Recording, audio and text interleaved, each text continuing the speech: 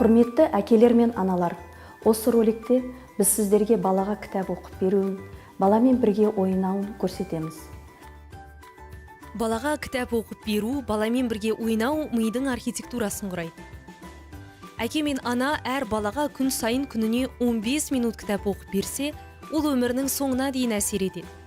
Сөйлей алмайтын балаға кітап оқудың маңызы неде? Кітап оқу арқылы баланың сөз қоры байиды.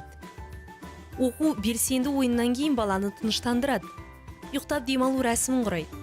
Ата-анасымен бірге кітап оқыған балада қорғаныш, жайлылық, бақыт сезімі туындайды.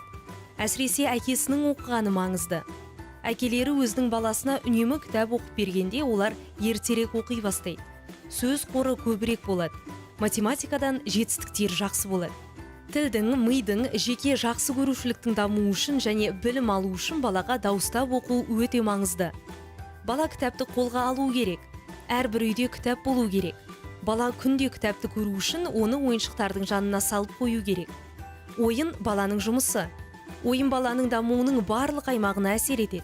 Физикалық, танымдық, әлеуметтік, эмоциялық және тіл дамуы. Сондай-ақ атқарушылық, шығармашылық және мәселені шешу қабілеттерін дамытады. Ойын не үшін қажет?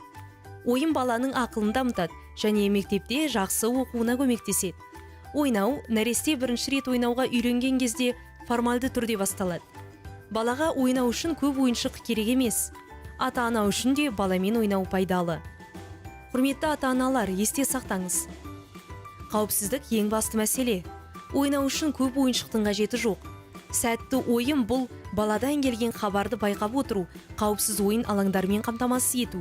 Және балаға бір нәрсені бірнеше рет қайталауды әдетке айналдырыңыз. Ол баланың есте сақтау қабілетіне оң әсерін тигізеді.